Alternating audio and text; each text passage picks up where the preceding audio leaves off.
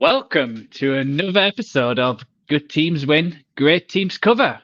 We've got to week 13 preview. The season has begun. We're at Thanksgiving. Ignore everything what's gone on before. This is when the season properly starts. It's another fun week. Obviously, me and Byron previewed the Thanksgiving games and the Black Friday games yesterday. So we're now doing the rest of the Sunday games. It is just me and Byron again. Paul is out once more. The after effects of missing yesterday's podcast is made him miss today's podcast as he's feeling a little bit fragile after a few drinks in Newcastle, it seems. So yeah, how you doing, Byron? Obviously spoke to you yesterday. Looking forward to the Sunday games and everything. What's happening? Yeah, it's good Sunday of football, I think, actually. It's weird. This week is so many games, it feels like, because there's so many island games. I am a little concerned about Paul, though. Like, when do we need to start talking about IR? And, he complained on our review show about Carl Shanahan's handling of the injury report. Paul assured us he was going to be fine for today's show. And yet here we are doing the show. He's not here. People have been expecting him. Maybe put a bet on, viewership based on that. And it's them people I feel sorry for. They've been led down the river by Paul. And, if we want to get serious about this being a betting podcast, we need to be, I think, more authentic with our injury reports. And maybe Paul doesn't need to be ducking out. Yeah, it's not good enough. He was telling us he was searching for turkey like today. I was ready to ask him about all his Thanksgiving's plans and everything. And then, he drops out just because he can't. Obviously, old age is getting to him. Can't handle the booze as he once can. He's not a young man anymore. Let's hope you can make it to watch the games on Sunday. Well, exactly. And I was going to say with the season starting as well, I was going to vote if we should just restart the four-fold draft standings as well, since it really is where it's at. But, Well, I think what we could do, it has to be unanimous, I think. Take a vote on it today, I think. Probably makes sense. Yeah, exactly. We'll Everyone's start. here. Yeah, we'll keep the ATS record, but we'll start the fourfold once again, just to make it fair for everyone.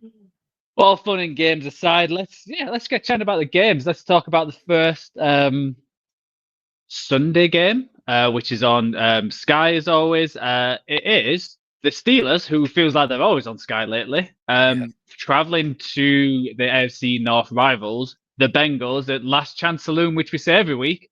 So yeah, how do you see this going, Byron? With both teams coming off a loss, and obviously the Bengals off their bye. Yeah, really, really intriguing matchup. As the AFC North matchups seem to be every single week. Don't quite know what you're going to get.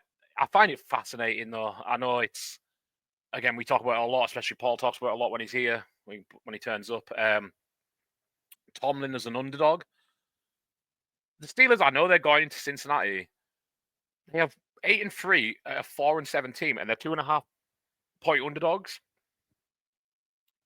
I haven't took it though. I don't know why. I'm the one who always falls for this and ends up backing against Tomlin as an underdog.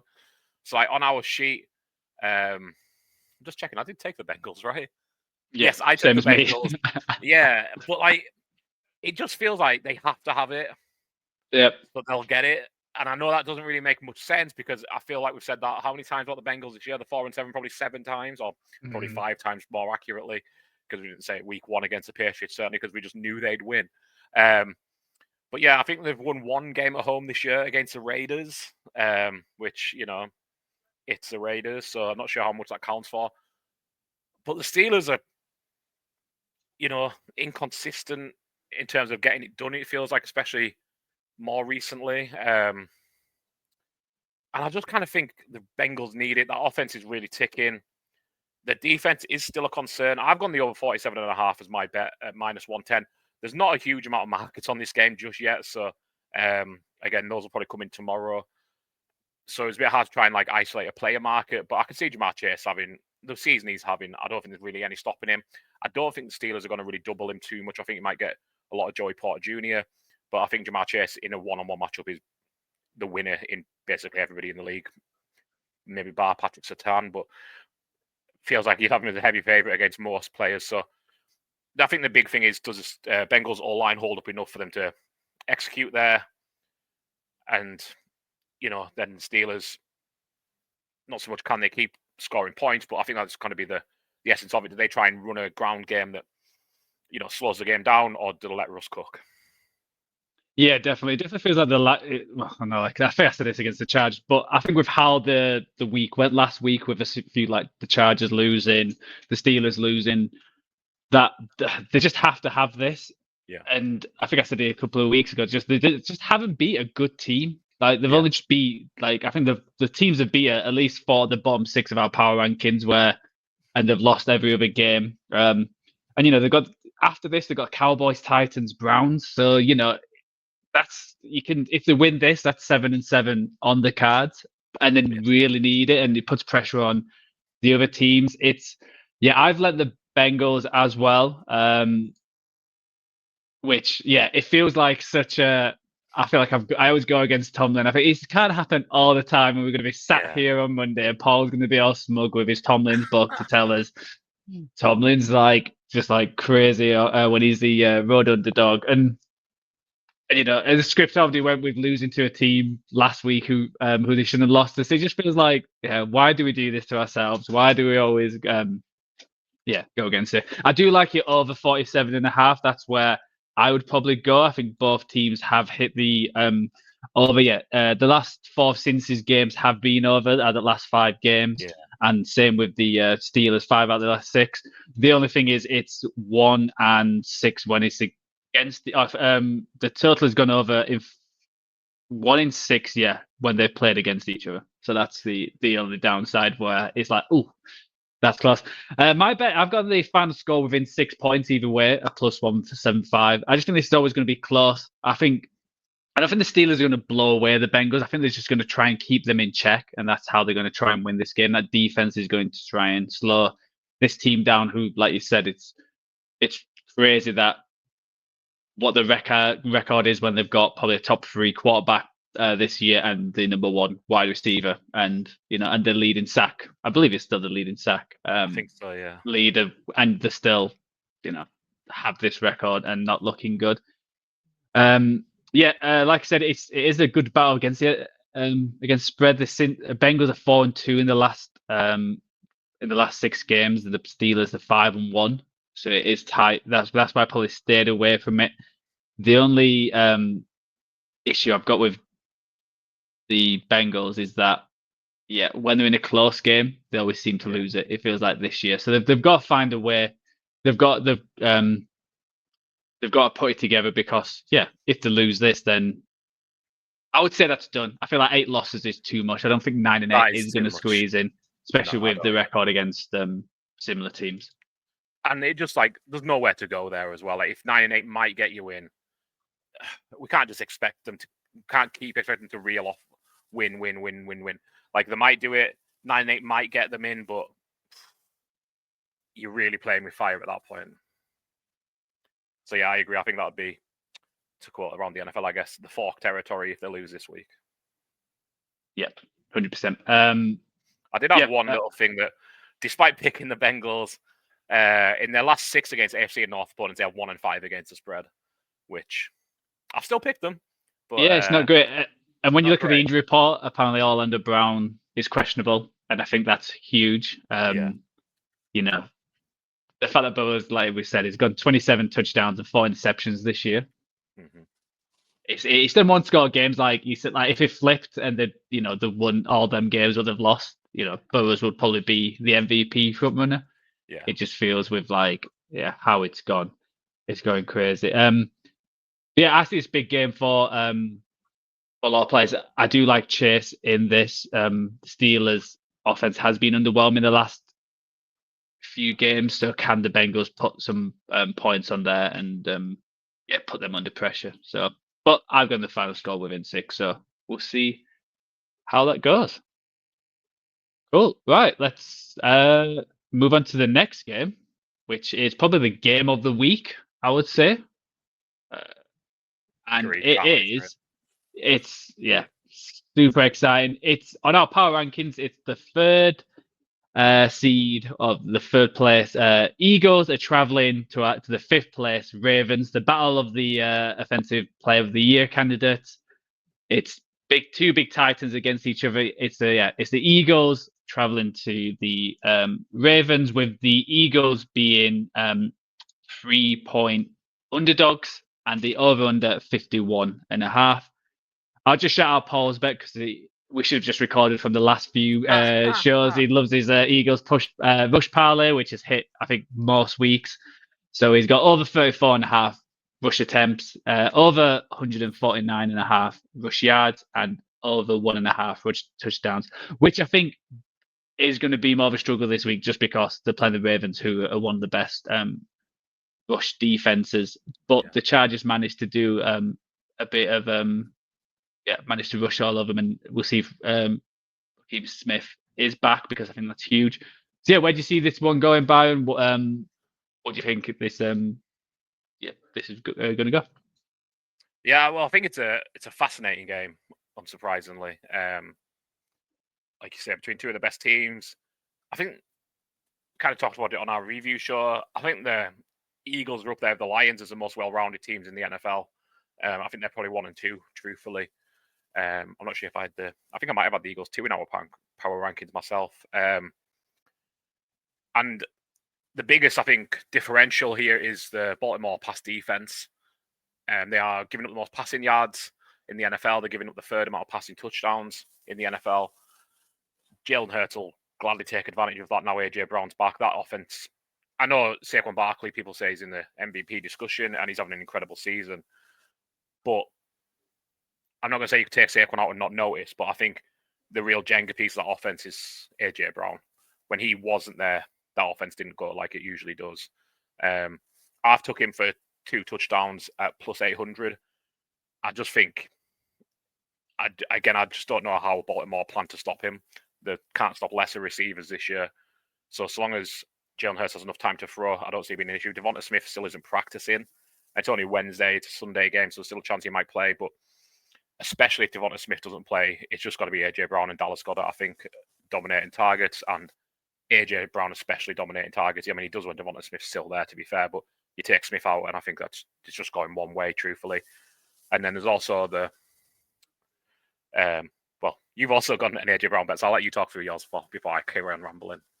Yeah, I've got AJ Brown 100 plus receiving yards and anytime touchdown at plus 240. I was going to add a reception part of that, but for some reason receptions wasn't in on Bet 365, which again makes no sense why you've got yards and everything else. So I'll probably game time. I'll add probably 5 receptions. They'll probably just boost it to like 350 plus 400. But yeah, so plus 240. Now I think similar. I think they just give up the most yards to the number 1 wide receiver, and AJ Brown is not just any number 1 wide receiver. He's probably a top 5 in the league. So I think he's going to have a huge game.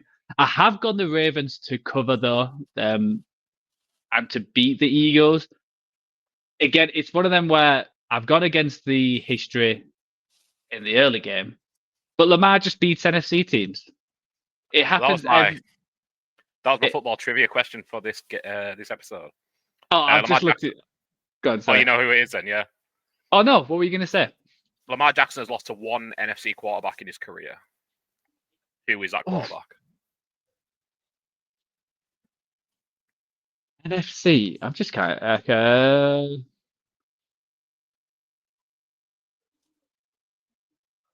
Was it Tom Brady at the Buccaneers? No, it's an interesting shout though. No, it's not quite Tom Brady. No, I'll give you a little clue. He was on an NFC team at the time. He got released by that team, and he's now on a different NFC team. Is it Danny Dimes? He signed with them today. It is Danny Dimes. What? Week 6 of the 2022 season, the Giants went to 5-1 after beating the Ravens 24-20. And that's the only time Lamar Jackson's lost to an NFC quarterback. But I'm backing Jalen Hurts to make it 2. To do it, there you go. And I've got this because I think it was last year we got burnt by Lamar Jackson and the Ravens. Yeah. Every single time they went against the juggernaut, they'd play like the Lions would come into Baltimore, and we would put, we're going to put all our money on the Lions, obviously, and it'd be like +4, and we'd be like, they're just giving us money now, and then the Ravens would beat them by like 15. Yeah, obviously, this is a different, different kind of team they're playing. I think this defense in the last few weeks has been in the top 3 of most defensive categories. I think Vic Fangio's got this defense cooking, especially the The cornerbacks, obviously a huge miss with Brandon Graham is done for the season.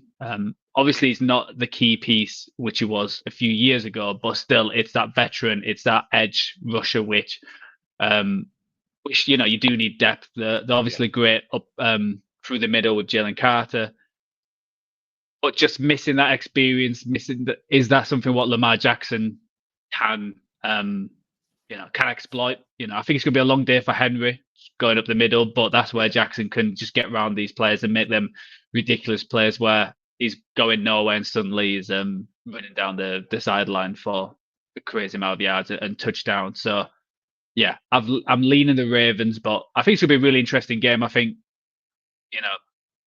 the Eagles' strength right now is what the strength is on the Ravens side, and if you do have to make Hurts throw a lot, that'll be where I'm interested in, where we'll see how Hurts has improved and who he is, because he certainly can do it.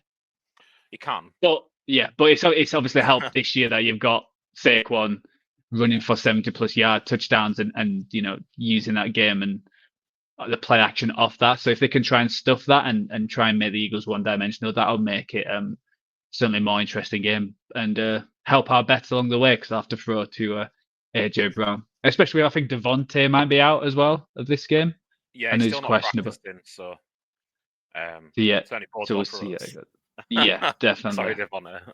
And I do think that Brandon Graham miss, I don't think we can understate it. The Eagles will give up the 6th fewest rushing yards this year. I think that might be well put to the test this week, like you say, between Derrick Henry and Lamar Jackson. The one thing I hope Baltimore don't do is get away from it, because it kind of felt like that's how it might go against the Chargers on Monday, and then they turned it around and got back to it. But it never feels like they're too far away from panicking and just going in throw mode, which I don't think they can do against Philly. I think they just need to keep, grinding and pounding the rock, and you might not have instant success, but you just got to keep going with it. Yeah, what do you think about the over and under? Because obviously, if it looks like, looking at the betting lines, 93% of the money has gone on the over, but the last time the under in the 11 of the last 15 Philly games have gone under.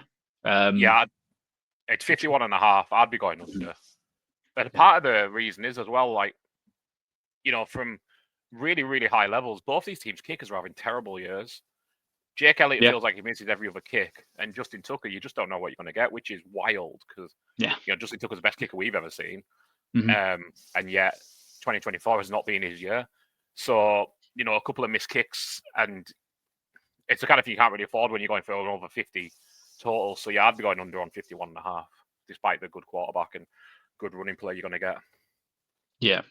Definitely. And I don't know if this is a good thing or a bad thing, Byron, but it looks like most of the money is going on the Eagles. So only 42% of the bets are going for the Eagles to the money line, but 92% of the money. So the Sharks are circling. The Sharks are where you and Paul lie on that game. But yeah, fuck the Sharks. Let's go against them. Come on, Lamar. Keep his record going. So from one fun game, which I can't wait to see, to a game, I'm not looking forward to at all.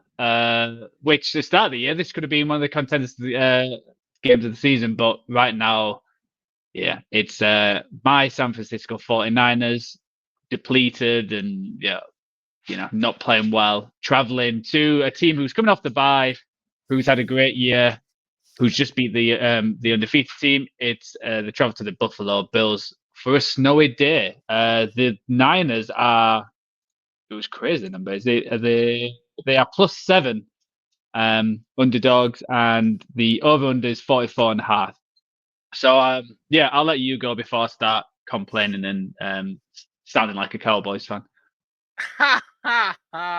Okay. Straight out there, my bet of the day is the Bills to cover the -7. Looking at sub-0 Celsius temperatures, sub-32 for our American listener, me. Temperatures, snowstorms, San Fran traveling across country, Trent Williams not guaranteed to play. I came out to say Fred Warner's been playing with some serious injury since week 4, I believe. I can't remember what the injury is now off the top of my head. Like a broken ankle, I think it said. Yeah, that fractured seemed ankle. wild. Yeah. It is a fracture. Okay, I was like, that doesn't seem right because that feels too severe, but okay, yeah, fracture. Brock Purdy threw 1 pass in training today, or in practice today, which again doesn't bode great. And I'm not going to throw too much shade at Brandon Allen. He's not expected to be a starter in the NFL, and he's not a starter in the NFL. So you get your best out of him as you can, but it's really hard to see him going into Buffalo and leading a competent drive. We've talked about it a little. I think Christian McCaffrey's still getting up to speed. He looks much better in the passing game than the rushing game. I wonder if we maybe see more Jordan Mason this week, especially if this game gets out of hand. Because, if you go down 2 scores, are you going to run McCaffrey into the ground for the sake of running him into the ground? I'm not sure. I'm not sure how stubborn Shanahan is of we can come back in any game. But I don't think this is the week for it. I think last week was kind of illuminating on the 49ers going into Green Bay, again, without Brock Purdy. And again, I don't want to do your job for you here, but it was a bit of a butt whipping for the most part. Maybe things would have been different if Debo's touchdown kick return hadn't been, pretty harshly called back, I think. But you get those marginal calls against you, and you can't ruin the entire game. And I just think the way Buffalo are rolling, coming off the bye, in their conditions, in their weather, that fan base is going to be hugely up for this game. I don't think the 49ers compete, truthfully. I just think there's too much going against them. So, yeah, like I said, I took the Bills -7. I don't know what number exactly I think it'll be, but I think it'll be a comfortable Bills victory. Yeah. Yeah, I'm not looking forward to this. I think last week, obviously, missing Brock Purdy was massive. It shows that he's not a system quarterback and that you can just chuck anyone in there and they'll just run this offense. Just because, all year it feels like their players have not been there. They're still 32nd in separation, I think by quite some margin now compared to last year when they were still in the top half and very high up. And same with, I think, most yards thrown before contact. Oh no, without Yak, Purdy's number 1 by some distance. So obviously a team who it feels like that was their, who they were was all this Yak yards. That was their who It feels like all the wide receivers was known for that. They've gone from first to one of one of the worst. Yeah. The running game doesn't seem to be there. There just wasn't any. I think McCaffrey certainly offered, but I also think the lanes weren't there. I think even if Mason played, it would have got much better. But it was a defense what disappointed me most of last week. Obviously, it's not the same without Bosa. I think we see that with certain teams, especially ones who rely a bit too much on the star pass rusher, similar to your team. Obviously, when Parson comes back, it's a whole different defense. And I think it's similar for the 49ers, which if you'd said that a few years ago, I don't think it would have been true. But, they've lost a lot of the leaders, Armstead, and a few of us on that line. So now it feels like they've just got backups it's like number 2's a lot Floyd on there, who's never been the number 1 pass rusher for any team. So it just feels disappointing defense. I'm curious what they'll do with it. Obviously, it's a new defensive coordinator. They got rid of the last one last year after getting to the Super Bowl. So we'll see what happens there. It's one of the weird things with Warner. It makes sense now. Since week 4, since the first 3 or 4 weeks, he was all over the place, looking like an all-pro Fred Warner, and his game has dropped. I think he was the player who missed the most tackles last week after missed it. Most of the team probably missed a tackle. So it makes sense. It's okay, this makes sense. He's not just dropped off and he's a terrible player now. He's actually playing through a fractured ankle, which is not great. But like every other player for the 49ers, I feel like they're all injured or they're all pro. So you're not really going to go anywhere. I originally had the Niners for this game just because I think 7's a lot, especially being a snowy game. That I think it's going to be tight, a lot of running. Can they limit Josh Allen? Can the defense after that being embarrassed, can that, galvanize them? Can that make them step up and show what they're made of? But just looking how Purdy was today, I just don't think he's going to play. I think this is going to be one of the weird injuries where we find out at the end of the season he's having surgery or something's happened. Hopefully it's not anything. I know it was his elbow, which he had surgery the year before, so that's fine. Hopefully it's nothing too serious and he can come back because I think it is a big game. And yeah, right now I'm just with a fractured finger as well. It's a bit like, why do you just why not play him? Get the passion out in. Just go for it that way. So it seemed a bit weird. So yeah, hopefully get some of these players back. If Trent can play, if Bosa can play, if Tre'Davious Ward can play, I think they can keep it tight. I think they're probably going to lose this game. But the 7 points seems a lot. We said the fact last year that Purdy's still never been an underdog, so that obviously continues with him not playing. So we'll see if he plays this week and carries on. He can keep that streak going, never be an underdog. So I think it's going to be a disappointing Sunday. But again, it's one of them weird things that even if they lose, there might only be 2 games back with plenty to play just because of the division. And I'm not guaranteeing the other teams are going to beat the teams they're playing as well. Just because, nothing's ever guaranteed this NFC West. So, my bet is the 49ers over 2.5 field goals. Similar. There wasn't much lines, and I struggled a bit. I just think they haven't been able to punch in the red zone opportunities they've had. And if Purdy plays that, I think they can move the ball. I do worry about the snow and whatnot, but I can see them getting 3 field goals because it's also what Shanahan's like. If it's 4th and 1, he'll go for the field goal, even if they're down by quite a bit. So I've got the 49ers over 2.5 field goals at plus 350. I was going to put what Paul put to start with, but I didn't want to copy him. So he's got under the 44.5. That has dropped from 47.5. I think it was at the start of the week. Obviously, it sounds like there's going to be a lot of snow. It's going to be bad weather there in Buffalo. So I think get on that now before that starts dropping lower and lower when people start piling in the money, because I think that is where they play. But surprisingly, right now, the over has 95% of the money at 44.5. It feels like that happens an awful lot. I think people just like taking the over more. That's my uncooked theory. Yeah, I think they just see the Bills, the 49ers, and just think, it's going to be points. But yeah, and the depressing 99% of the money is on Bills to win. So it would be a major upset if the 49ers could play it out. But if them all pro players do come back and play, then you never know. But yeah, absolutely nothing. Not holding my breath. Cool. Any more on this game before we can move on and I can get out of this slump? No, let's move on. Yeah. Cool. And the final game we're going to talk about is Monday Night Football. One of the weird ones where I don't know why they didn't flex it. Is the Cleveland Browns, after a big Thursday night win, so a very long mini bye, traveling to the Denver Broncos to take on the number 10 in our power rankings and who's on a bit of a hot streak. So obviously a bit of a revenge game. Jerry Jeudy going back to the Broncos. So where do you see this going? Do you see Bo Nix carrying on his impressive form against a defense which has played well the last few weeks, or can you see Jameis cause another upset? I find this one really tough to pick, truthfully. It feels like it should be Denver in with how they've been playing, how Sean Payton's been coaching them, how Bo Nix has really stepped up as things are going along. But I just have a sneaky Jameis feeling that he's gonna, it's prime time. Is there a revenge game narrative of Sean Payton versus Jameis Winston or Jameis Winston versus Sean Payton?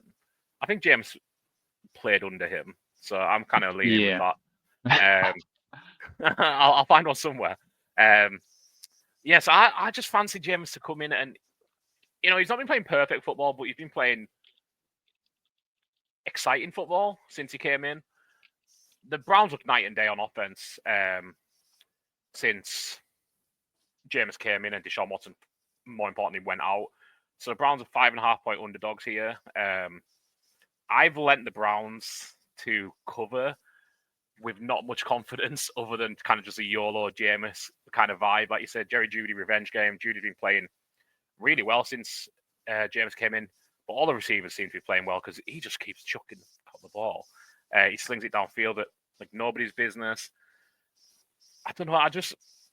I think that's the kind of thing you need to do against this Denver defense is just kind of have that like goldfish memory.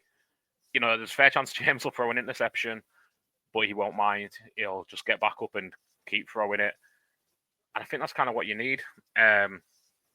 Cleveland have been 5-point underdogs 3 times in Denver in their history. They've covered once at 0-3, but they had 1-2 against the spread. That time was December 14, 2003. Do you know what the UK number 1 was? 2003. I'll be amazed if you do. I was bursting out laughing when I seen it. I don't remember. 2003. It's going to be one of them like shit songs, isn't it? Could have been 12. The ketchup song. No, maybe worse. It is Ozzy and Kelly Osbourne covering Black Sabbath's Changes. You know what? I actually remember that song coming out. I remember the music video. The music video, they both sat on thrones and and they were like spinning around while they were both singing. Incredible. That sounds like a must watch. I'll need to dig that out because I don't recall it at all, despite being, what was I, 18 then, I guess? 2003. Yeah, 18. I have no recollection of it. Yeah, which is crazy because I'm doing this album list and I've literally listened to the Black Sabbath Volume 4 album for the first time, which has changes on. And it was like, I was like looking into that, and Meg listened to it as well. She was like, I didn't realize that was Black Sabbath's original song. It's just, all full circle, a TV show. Someone must be watching to slip that in. So at least we've had one number 1 today. Yeah, well, actually, when I was reading it, I thought it said Ozzy and Sharon Osbourne. Kelly Osbourne's a little more respectable. I'll give her a due. And I don't know if any of us took it in our Christmas draft last year, but do you know what the UK number 1 film was that week? I don't know. It's Holiday? No, it's dog shit. I've never seen Holiday. It is Love Actually. Oh, of course. Enjoyed its 4-week run at the top of the UK movie charts, and hopefully, I was going to say never seen by anyone again, but it's still one of the biggest Christmas movies. Somehow, absolute god-awful film. Apologies if you like it, but I couldn't. Damn you, Alan Rickman. Breaking everyone's hearts. All right. And speaking of a heartbreaker, I have gone with my favourite heartbreaker, who never does anything I want him to. Marvin Mims is my anytime touchdown scorer at plus 450. He's been getting more involved. He's kind of playing that joker role that Sean Payton seems to like, getting in the backfield, getting these shallow targets, going deep very occasionally. I just kind of like him to get a touchdown here. I always like him to get a touchdown. He's plus 450 to do it. I like kind of surprisingly, this Broncos pass catching trio, Sutton, Mims, and Devon Vele, who no one knew was coming in as a rookie. He's done such a good job. See, I'm still taking the Browns to cover 5.5, but yeah, I'm going Mims anytime touchdown scorer plus 450 as my bet of the day. Yeah, nice. I've got something similar. I've gone for the more probably more secure. I've got Cortland Sutton anytime touchdown. It just feels like he's their number 1 target. I think the Broncos have just been a bit of a heater. This Browns defense is a bit up and down, and I think similar to last year, for some reason, they can't play on the road and seem to give a lot away. So I think it'll be interesting. It looks like Josh Reynolds is back, so I wonder, hopefully that doesn't take away targets for like Marvin Mims and others. But I do like that one. I did look at some of them. I was tempted with Njoku, but then I looked at, I think it was the defenses which give it the least amount of points, fantasy points, the tight ends, and I think Broncos were number 2. So I was like, okay, I'll stay away from that.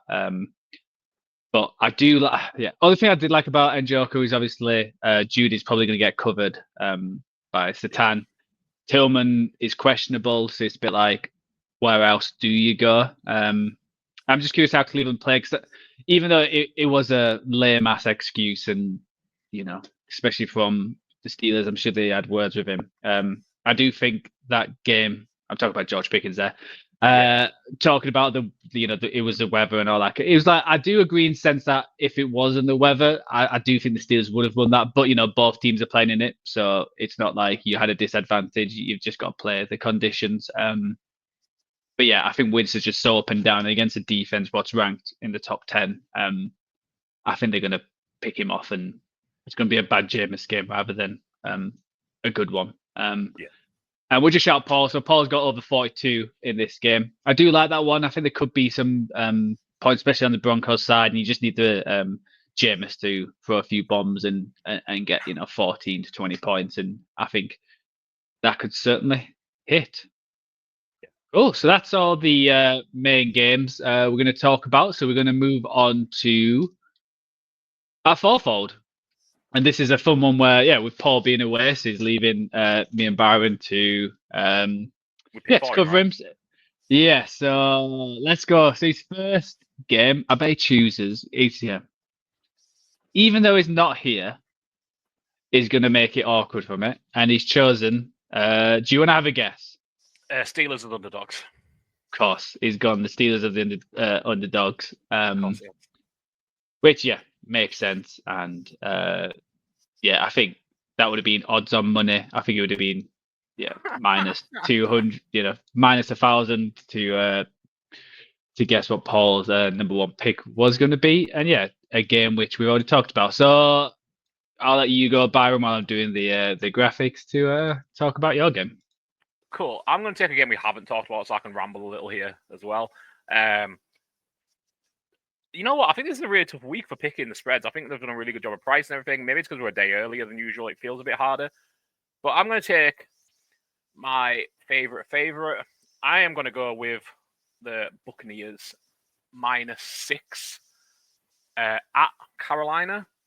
The at kind of gives me a little pause, but I just think the Bucs are in kind of let's get shit done mode. Baker Mayfield's playing really good football, being a real good leader. And it sounds a bit weird, but I don't say the Panthers are coming off that high of losing a close game, but coming off that huge emotion of going toe-to-toe with the Chiefs and just losing. I worry a divisional game against a very motivated opponent might not be what they need. And Bryce Young played really well. I hope he continues to do so, but, the body of work says that we're going to maybe see some kind of bounce back. And we do have a revenge gamey kind of narrative here. Todd Bowles against his former offensive coordinator, Dave Canales, is now the head coach in Carolina. Does Todd Bowles know his, tendencies a little more than most would? And also, I think, the things Bryce Young can be good at, but he's really going to need to be good at to get this covered in this game is against the blitz, because Todd Bowles can cook it up and he won't stop cooking it up. And then you also have the small matter of Vita Vea and Kalijah Kancey in the middle of the, offensive line wrecking shop. And I always felt, with Drew Brees, especially, the short quarterbacks cannot take pressure up the middle because it just fucks their pocket immediately. And I kind of think if that pocket collapses from the inside early, Bryce Young's going to have a rough game. Again, I hope I'm wrong because I've really enjoyed watching his progress since he came back into the lineup. But I don't think I am wrong. That's why it's my fault. That's why I think it. I think the Bucs cover here against Panthers and maybe cover it pretty handedly. Yeah, I do like this one. I think the Bucs are going to put some points on this Panthers defense, which obviously had a good game against the Chiefs, but they still conceded quite a few points. It just depends how, like you said, Bryce Young has turned it around a little bit and actually looking like a NFL quarterback, which I'm happy for him. He seems like a good guy and showing some glimpses of what he can do. And I don't know if he's ever going to be, the superstar, but can he be a mid-level quarterback, which it's not what you really want with the number one pick, but you can build a team around him to have successful years. So, fingers crossed. I'll go for my first one. So I'm actually going to go for an under to start with. I just like this under. I think the styles is going to help and where the point is. I'm going to go for a game we haven't talked about. I'm going to go the Chargers at Falcons at under 48. I think 48's a lot. I think both of these teams are going to want to run it. I think that's like the Chargers DNA. Obviously, the Falcons are not great at pass rushing, so there's that worry, will Herbert cook them up? But I think how I think the game's going to go is that the Chargers are going to get up early and they're just going to try and run the ball down the Falcons' throat. And that defense is going to put Kirk Cousins under a lot of pressure. And I don't think it's going to be a high-scoring game. I think it's going to be like a halftime where it's 17-7, and then the Chargers just try and keep the ball and play clock management. So yeah, I'm liking that under, especially being 48 as well. It's like a nice high number. So yeah, I don't know what you think of that one. This is my favorite under on the sheet. So I'm kind of regretting taking the Bucks, I must say, because thankfully I'm going to get my second favorite under because Paul doesn't pick before me. So that's made my decision on whether I was going to go an under or an over next, at least. But yeah, this is my favorite one for the exact reasons you've stated. And I'm pretty sure J.K. Dobbins is going to miss Sunday as well, who's obviously the Chargers' best rusher. Gus Edwards looks... No. Hassan Haskins has been getting a little work towards the goal line, but Hassan Haskins isn't a difference-making NFL player. Kamani Vidal caught an incredible touchdown reception on his first touch in the NFL and has done nothing since. I don't know if I expect him to be washed so soon, but he has been. Be interested to see how much run he gets on Sunday. I was, getting ahead of myself a little here, but we're going to go to our Fantasy Gameday Picks in a little while. And I was trying to think, because I think all three of those running backs are 2,200. And I was like, do I want to put Gus Edwards in there in the hope he'll get the most volume? Do I put Haskins in the hopes he falls into the end zone? Do I put Vidal? I think he's talented, maybe a bit of a weird word, but I think he's the best athlete of the three. And ultimately, I don't believe in any of them, really, so I didn't put any of them in the Fantasy Gameday pick. I don't know if you did, Joe. I've seen Paul didn't. But ultimately, all of that means that I don't expect the Chargers' offense to be as good as if they had J.K. Dobbins, because he's been really good this season. So, yeah, this was my favourite under. A little frustrated you've took it, but I think it's a great shout. Just that. I'm sure you said that the last few weeks and they've all not hit. So I feel like I just take the bullets. I take the bullets for you before you pick them. And see where we go. So for my next pick, I'm going to go for a game we've already talked about, but I'm fairly confident the Broncos are going to. I don't know. I put plus. It should be minus. I think they're going to cover that game fairly easily. I think it's going to be a bad Winston game, and I think they're going to win more by 5.5, especially being at home. I think the only worry is just a mini bye that the Browns had a longer time off, but I just think the Broncos team is just a better on offense and defense, so I see them winning this game comfortably. And the Broncos did just play the Raiders, which is its own mini bye, to be fair. So let's not cry too much for the Broncos in this one. I'm going to go, as I said, I'm going to go my favourite under remaining. And again, it is something we've already discussed. It is your San Francisco 49ers going into Buffalo under 44.5. If that's Brandon Allen, I think you're knocking 10 points off it probably. Maybe not 10, maybe that's a bit hard, but you're probably going to 39. So, yeah, get on the 44.5 while it's available before the snow reports get worse and before the injury reports get worse. So, and before, I'm also crucially for me, before Paul takes it, because I can well see that being his 6 or his 7 pick. I don't know what he sent over as his picks, but yeah, I know he's not taking my underdog because he's already taken it. Hopefully he doesn't take my over, but I know he's not taking my under because I just took it. So that's my entire thing there. Nice. So yeah, let's go Paul. So cool. So he wants to go his over next. So he's actually going a Thanksgiving game. Oh, nice. He is going for an over. He's going the Giants at Cowboys. Obviously, we chatted about this game yesterday. Yeah. I think we both said the over just because it's so low. It's what is it? Yeah. It's 37, and that feels for a game. Yeah, and I think it all depends on how much the defense and special teams get because they could get 20 points alone. Especially on the Cowboys side. Best form of offense at the minute. Yeah, so I do like that one. Turpin. Yeah, I do like it. I just don't like doing Thursday night games just because it always just feels a bit risky and it just ruins your Sunday. We just got to put some more money on. But if it hits, good for Paul. He's on a winning streak. Obviously, he won last week. Hit his second one. So yeah, can't go against him. And yeah, he's going for the Cowboys. Hosting the Giants. His next is going to go his under, and he is going Rams and Saints under 49, I believe. Interesting. Yeah, it's 49. Yeah. So this one, I do actually like this one. I think 49 is a very high number. It is a lot, yeah. Especially with a team. Yeah, I think with Saints playing better on defense. It felt like, and obviously they've had the bye, bit of rest. The Rams have looked a bit underwhelming the last few games, even when they played the Patriots. They didn't blow them away. They didn't. Yeah, it wasn't like a team you're like, wow.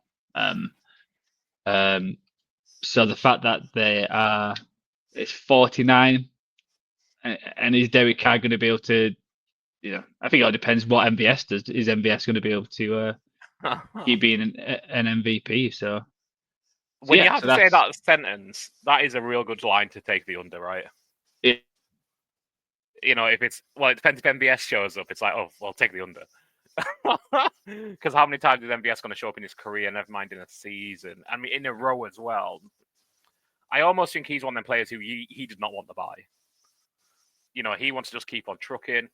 I did like Darren Rizzi came out today and said basically what we've seen from Taysom Hill so far is what we want to see from Taysom Hill going forward. So if you are a Taysom Hill fan, you have Taysom Hill in your fantasy teams, enjoy it because he's basically a tight end cheat code. How many tight ends get goal line touches as a running back? Not many. How many tight ends run for 150 yards? 0. So, and I think he's actually, I don't have my sheet up actually, but I think he's actually the second most expensive tight end in Fantasy Gameday this week, which, it just feels wild because it's Taysom Hill. But yeah, that doesn't mean that it's going to go over 49 unless Taysom gets all them points himself, I think. So yeah, I like this one as well. I think this is a really interesting game as well. It feels like it's one Rams need to have. Although in the NFC West, you can probably just lose and win every other week and just see where you are at week 18. So they could certainly do with winning it to give themselves a good position, though, with tough matchups for, well, at least 2 of the other 3 NFC West teams. Less said about the Jets, maybe the better, who play Seattle. Cool. I will go on to my... You've still got an under to pick, right? Let me see. An underdog, sorry. Who's my underdogs? Have we got the same ones? No, okay. Well, I'll take my over then, because we have a different underdog. Unless you're going off your sheet, but I don't think you're that YOLO. I am going to go over Texans, Jaguars over 43. I just think that's a really low line. No, not really low, but pretty low. Same line as Colts Patriots, who I think aren't as good at offenses. And I know the Stroud stuff has been bad in the last half a season. I was going to say a couple of weeks, but it feels like it's really been a half season. But he has had touchdowns called back to CJ Stroud, to Nico Collins in the last 2 weeks. That would obviously have boosted those totals and his fantasy points production. You can throw it on the Texans incredibly easily. They give up more wide receiver top 24 games than anyone else. They've given up 14 so far this season in 12 weeks, and they've yet to have a bye. No team has given up 13. A few teams have given up 12. So I think that bodes well. It bodes especially well if Trevor Lawrence is back. He's trying to play. It sounds like he's trying to play through whatever. I think it's a shoulder injury. I don't think he's throwing arm, though. So I think it's a good outcome that he can play. Brian Thomas, I think, can have a big game. He already had a top 10 wide receiver game against the Texans first time they played. And you can just throw on this Texans team. And you can do a lot of what you want to the Jaguars team. So, I think it's going to be a high-scoring game. I think it should be a fun matchup as well. Maybe not a super high-quality game. And it's also, I think, again, I'm burying Doug Peterson. I don't think it really matters what he does the rest of the season unless he wins out, but he's not going to. This is a real must-win, I think, for the Texans. Maybe not in terms of actually winning the division because they're still 2 up on the Colts, but they just need to get the vibes right again, I think, in Houston. Despite leading their division, they're just one of them teams that feels like they're not far away from feel like they're in a bit of crisis mode because you look at how they were last year and like it was the most optimistic franchise in football. And now, despite leading the division, it just feels like everything stinks in Houston. So I think putting up a big performance here would be really helpful. And yeah, I think it goes over 43. Both offenses get ticking again. Yeah, I definitely like this bet. I think I may have gone that way as well. Even though the unders hit for the last 5 when these two have played. But yeah. I don't know if it's ever been as low as 43. Obviously, Trevor Lawrence possibly playing. That's huge. And I think they're number 1 and 2 for the most passing touchdowns conceded. So yeah, we'll play seeing. I think both of our Fantasy Game Day, we've lent into that. So I do like that one. Yeah, 43 seems way too low for. I know they've hit at the under a lot, but I always feels like AFC South games are always like weird. It's either like really low scoring or it's like 60, 70. It's always like crazy games. So it's never normal. And yeah, and if the Jags win this game, obviously I don't think the Jags are going to come back, but where the Titans, you know what I mean? I think they're just lucky that they're in a division where the Colts can't do too much. The Jags have got nothing. And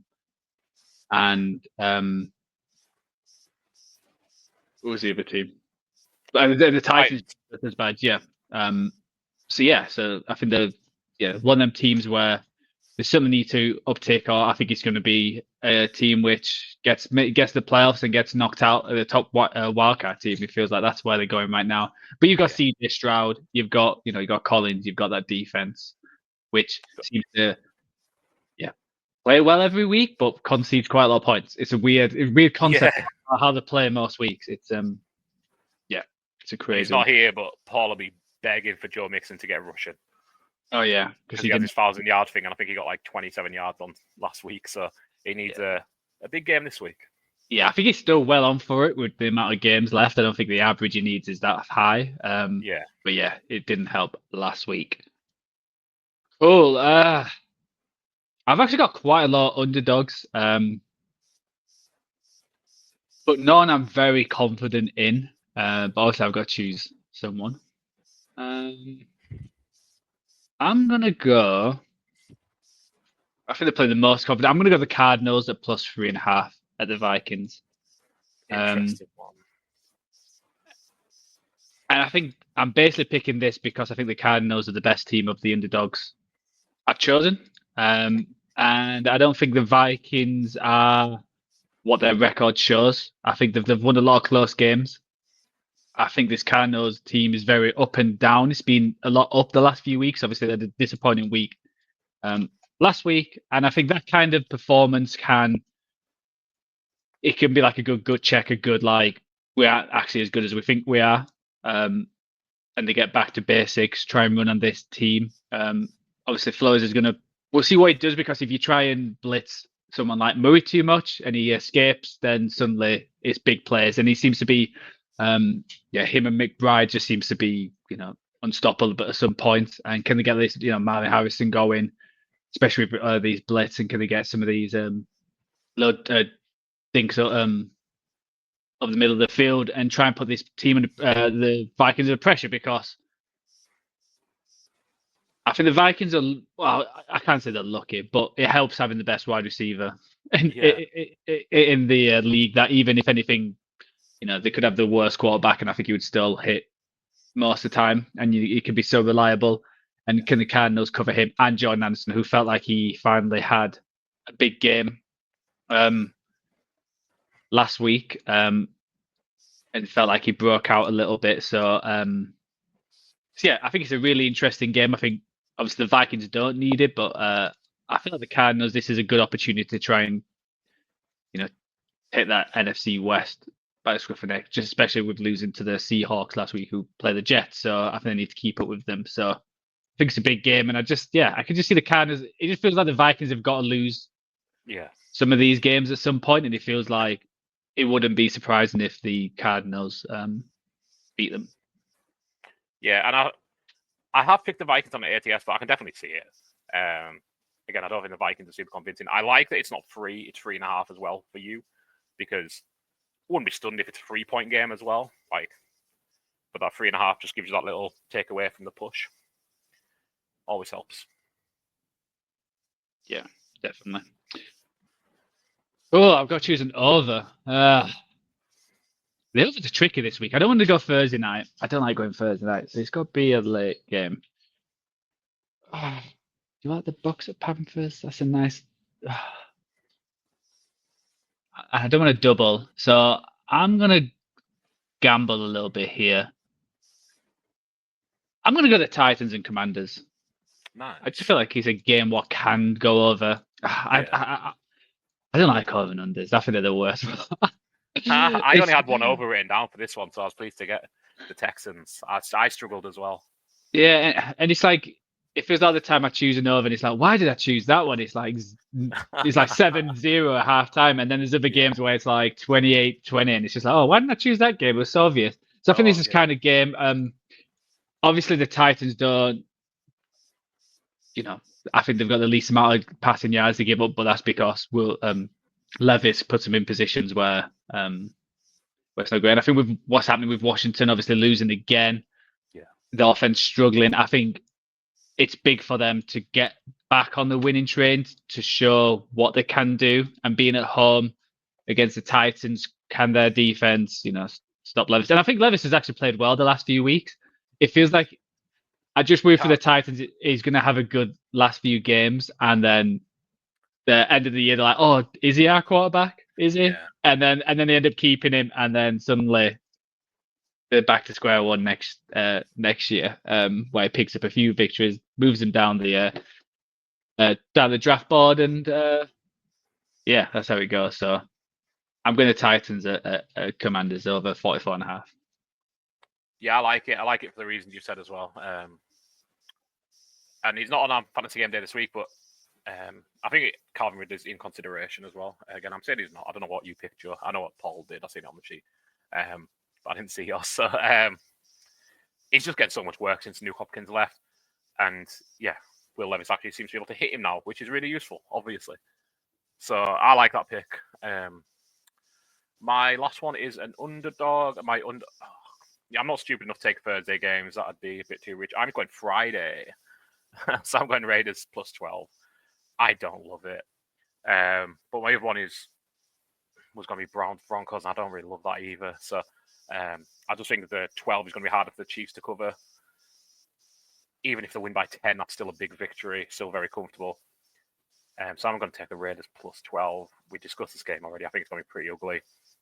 I am interested to see one player in this game a bit, just because of his name, though. I think it might be one of the best names in the NFL, Sincere McCormick, the Vegas running back. Zamir White already, I don't know if he's actually already been ruled out, but he's not practicing yet, so I don't think he's going to play.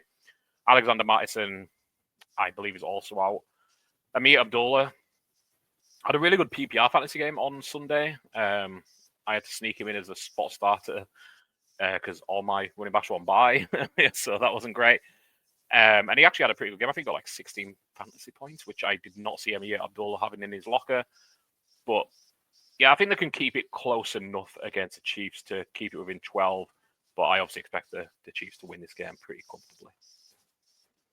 Yeah, the good news is it's actually gone out a little bit further. So if you're putting on your bets now, it's at plus 13. So even Fantastic, great. Cheers. It's getting better and better. Obviously we will count it plus 12 here, but yeah, I think I've gone the Chiefs, and I don't know why. It's one of them where, again, I'll sit here on Monday thinking, why the hell did I do that? It's so stupid. The Chiefs never cover, but I think out of all the other ones, it's probably the smartest one to go for. Cool. So we're on to Paul's finals. He had quite a few favorites actually. We've taken the Bucks. This is his next one, which I'm surprised at, but he's gone the game where you guys gone the Texans -5 against the Jags. I'll let you just ramble a little bit. Do you think the Texans will cover? I know we've chatted about this game, but being away from home at the Jags. I think they just about will, but it wouldn't be my pick in the ATS. I must say, it wouldn't be one of my favorites. I think the gotta have it element is kind of there. I think it's a bit of a get right for CJ Stroud, who again, a woeful defending the pass. Nico Collins getting fitter and fitter as he returns from his injury. I do think the Texans will cover, but again, I don't think I'd be putting in my fourfold. I'd have a few more favorites I'd prefer over this. I'm just looking down my sheet now. Or something like the Bills, for example, I would rather take. Chargers, I would rather take. Cowboys, I would rather take, truthfully, and that feels awful to say. So I think that's a bit of a wild one, I must say. So we did have the Cowboys next and the Lions as well, going after this, but obviously Thursday night, so probably I think already, and he's already got the Cowboys, I guess, on his offer as well, so maybe just doesn't want to double down. But yeah, you don't quite know what you're going to get with the Texans. There's always that caveat of everything. Like I said, I do think they'll cover. I just don't think it'd be one I'd put in my fourth bold with only 3 of us making draft picks. Yeah, well, I'm doing this, Byron. Do you want to just run through our guest picker? So we haven't got any guest part of this, but we've got Dom.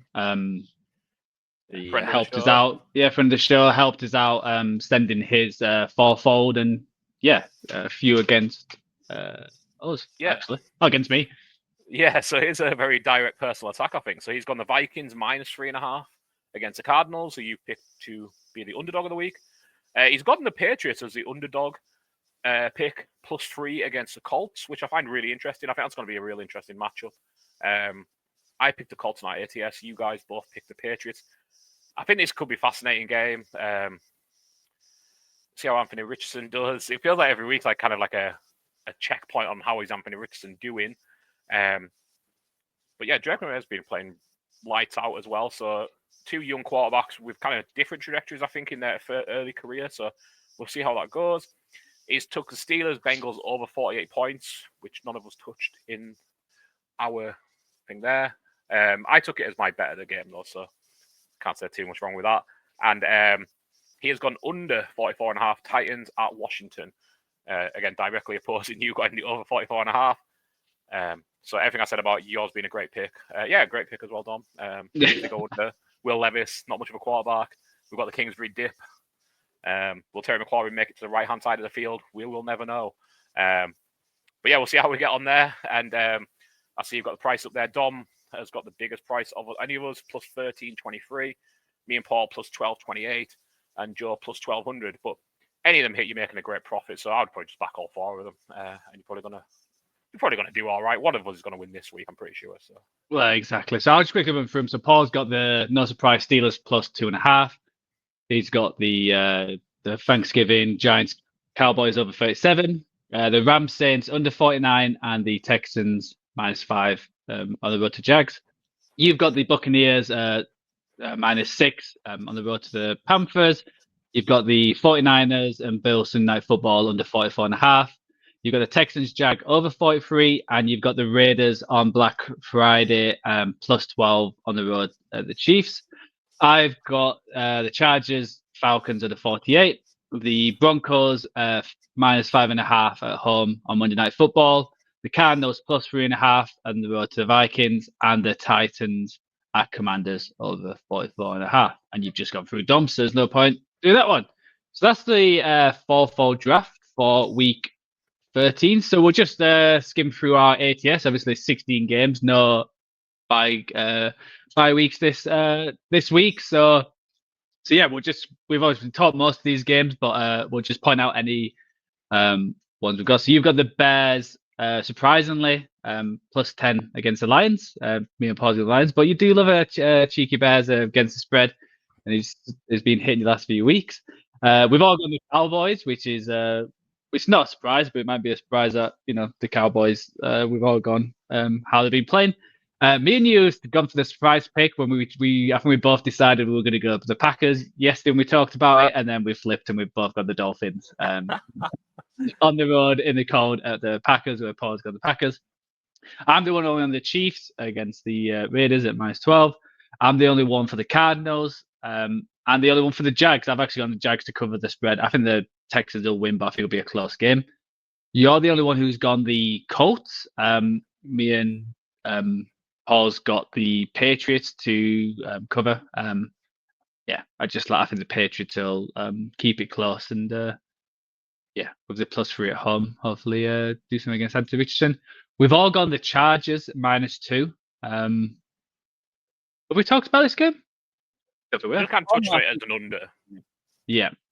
I think the Chargers will win this game. I think it's going to be concrete Uncle Cousins time again with how this Chargers defense has been. So, and I think Herbert can do something against this defense.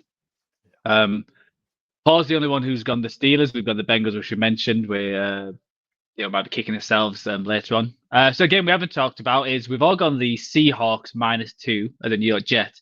This is a game where I struggled with. I was tempted to go the Jets, but at the last second, I thought I can't do that. I've just got to go the Seahawks.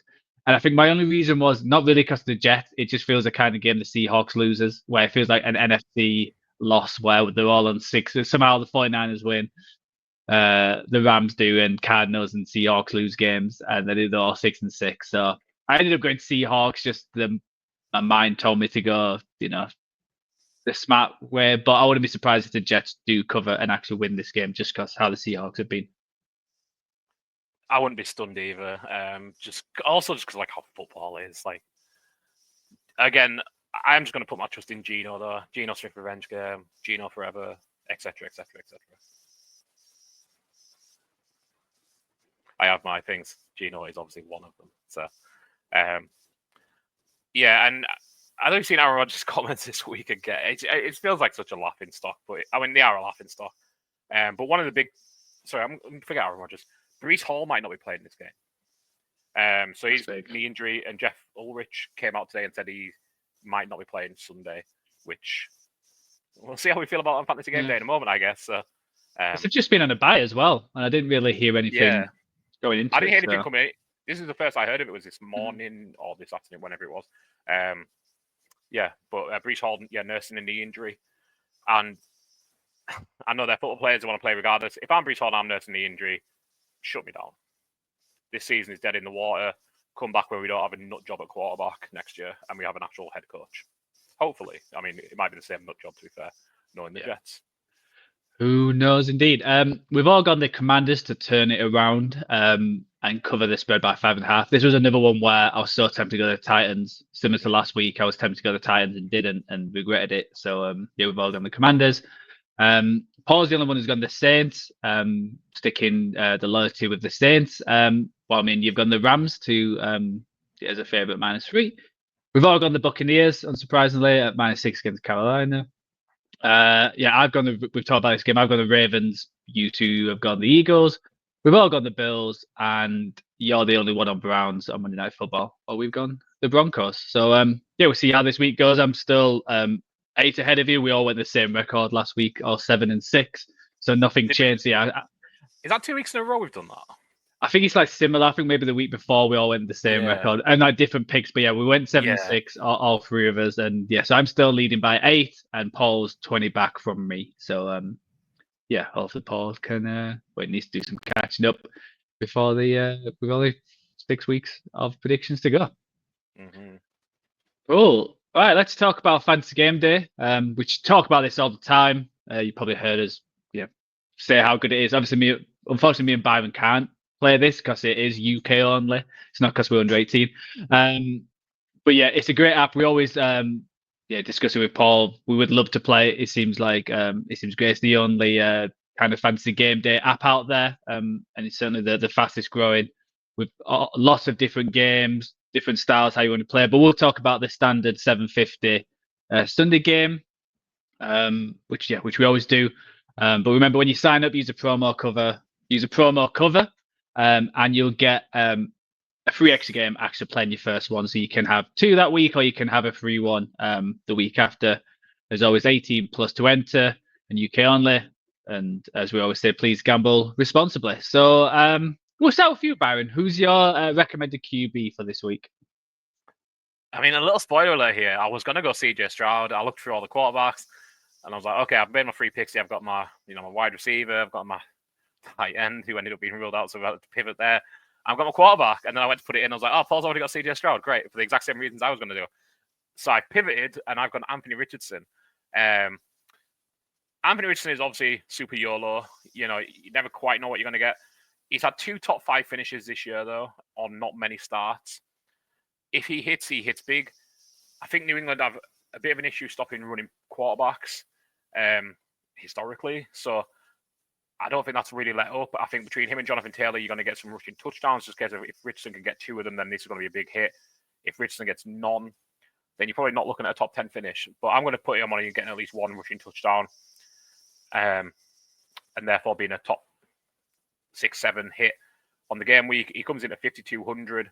Not the cheapest quarterback on the slate, but certainly not the most expensive. Gives you plenty of potential to build around him however you'd like after that. You're not hamstringing yourself with a top quarterback pick. I'll go over Paul's as well, just like I already started. Paul picked CJ Stroud at Jacksonville. Jacksonville give up the most passing touchdowns in the league. Nico Collins is a pure number one wide receiver with no doubt about it. It's a real get-right opportunity for him after a couple of bad weeks. Nico Collins, as I mentioned earlier, has had a couple of touchdowns brought back that would obviously boosted both their points totals in fantasy. He comes in at 4,800, 400 cheaper than Richardson. Like I say, it would have been my pick as well if he hadn't already been taken. So I obviously back it as well. We're going all AFC South this week. So yeah, I think it would. CJ Stroud would be playing mine as well. Just if the price was there, like I do like Andrew Richardson. I picked him last week, but his price was like 2,600 something like that.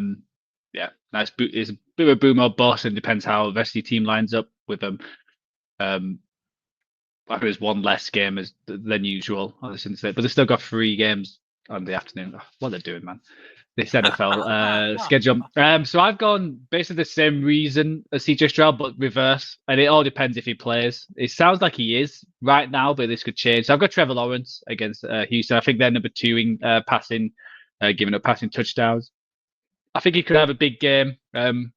Obviously depends on the injury, how he's come back. But coming off a bye, this Texans defense, like I said, they have big games with a lot of sacks, but they seem to give up big plays and, like I said, lots of passing touchdowns. And I'll throw it over to yours. And this, again, the wide receiver you picked was going to be mine for the same reason, and it's why I went Trevor Lawrence. So I do like your wide receiver because I think he's going to have a huge game against this, against this defense. Yeah, so I've gone Brian Thomas at 4,600. I think he's just a great price. He's got 3 top 10 finishes on the season. Already, one of which was against Houston in week 4, put up 21.9 points. Consistently scores over 10 fantasy points, even, with subpar quarterback play a lot of the season. And I think, excuse me, he's just one of them wide receivers who, it could be one catch and he goes 70 yards, it's a touchdown. He's got kind of game-breaking ability, and against his Texans pass defense, I think he can well take advantage of it. Again, a lot of it's pinging on Trevor Lawrence playing, but I think he's going to. So, yeah, Brian Thomas, 4,600. And in that 3 top 10 finishes, one of them was wide receiver 2 on the week as well. So, if you can get a top 5, top 10 finish out of him, I think you're getting great value at 4,600. Yeah, I do like that. I think, like I said, it's a mid-range cost, especially for a wide receiver, where it can be your number 2 wide receiver on your team, and having wide receiver 1, top 10 potential. I'll just shout mine out. I've gone the opposite way. I've gone for one of the most expensive ones. It's AJ Brown for the Eagles. We've already talked about our bets, and we think he's going to have a huge game. It's just Baltimore can't cover the number 1 wide receiver, and it seems like they always go off for at least 100 yards and a couple of touchdowns. So I think him as your captain would be a good shout this week, because I think he could have a huge game. We've already chatted about our bet, so it's fairly straightforward there. Paul's gone for a number 1 of us who played the Ravens last week and had a decent game. He's got Lad McConkey for the Chargers, who are playing the Atlanta Falcons. This is Paul's shout of 5,200. So he's chosen, like we said, Dobbins is out, and with how the pass rush is for the Falcons, that Herbert is going to have plenty of time. And again, he's another one of them quarterbacks who he's been playing like a top 5 quarterback, and he's throwing a lot more than they were at the start of the year. And it feels like Lad McConkey is his safety blanket, who he's always going to go to, who could easily get 100 yards against this Falcons team. So I do like that one because, it feels like he's their main guy. And against this Falcons team, I think they can do some damage, but hopefully not too much and hit the under. Love it, yeah. Paul's also gone Tony Pollard as his running back of the week at Washington, 5,400. Pollard's been on fire. We've talked. I think we talk about him basically every week because me and Paul certainly have an affinity for him as next Cowboy. But another big game last week in a tough matchup against Houston, and coming into Washington, he's their number 1 running back. We think this game has points in it. We certainly do. Dom doesn't, but we do. So they're running back 1. You can easily see him going over 100 yards again. 5,400 seems absolutely grand price for it. I've took a bit of a risk. This might change if Breece Hall is active. Well, it will change if Breece Hall is active. I've gone Braylon Allen, running back, 2,200. if Brees Hall ends up being out, he'll be, I think everyone's favorite, allowing play. I can't remember what the word is. It begins with a D. Differential. Everyone will want him in their enabler of choice. But when Braylon Allen gets a lot of work, he can certainly go off. He's got a wide receiver 6 finish on the season in week 2, when it looked like it might be heading towards split backfield. Ulrich has gone away from that and really given the range fully to Brees Hall. But if Brees Hall's out, I think Braylon Allen steps in as a running back 1. Seattle's not the best matchup in the league, certainly. They have allowed 8 top 24 running back games already this season, which is kind of middle of the pack. But if I can get a 1 week workload running back at 2,200, I'm going to take it, come what may. My other options were really the Chargers pick a running back, but I think the fact that you're picking between 3 versus just settling Braylon Allen in and saying it's Braylon Allen, I think that's a much more trustworthy path to relevancy. So, yeah, I've gone super budget and gone Braylon Allen 2,200. Yeah, that's a great pick, especially like you said, if he's the number 1 running back. Get a cheap option in there.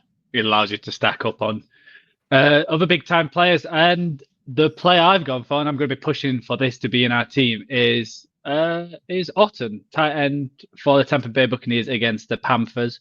It feels like we always choose against the Panthers most week, but the Panthers against tight end have given the most yards, the most touchdowns. They've given 9 touchdowns in 11 games. And if you're just looking at points, fantasy points per game, let's go DraftKings. It's 18.4 per game they're giving up. And Cade Otton, sorry, it's not just any standard tight end. I think he's been performing, especially maybe top 5. It would be close, but around the Since 5. Godwin went out, yeah. So I think he's going to have a huge game. I was tempted to go Mike Evans again, like I did last week. Just I think they're just going to try and feed the ball. But I think Otton's a good shout who could easily get 1 or 2 touchdowns because again he's one of them safety blankets for Mayfield and how the Panthers have been against tight ends. It's it was a fairly straightforward pick. Yeah, and other than last week where they totally blew the Giants out, Otton's last 4 games, tight end 16, bit of a letdown. Tight end 3, tight end 1, tight end 5. And in fact, tight end 15 before that, and his 2 other top 8 finishes on the year. So, yeah, I'm fully endorsing being in our team. I'm not going to take one dud matchup against the Giants where they didn't need to throw the ball against him. Yeah, I think he can get right here and have another top 5 game. No problem. Yeah, and obviously with Mike Evans coming back, that might take a little bit away from him. But I just think, yeah, how this Buccaneers have been rolling in. The Panthers might have some life where if they put some points in, it means they have to just keep on throwing and they don't rely on the run. So yeah, it's great. As mentioned, remember to use the promo cover when you sign up to Fantasy Game Day. Get on it, join us. You'll probably beat us most weeks how our last few weeks have been going. But it feels like our recommendations do well, but when we come to choose a team, not so well.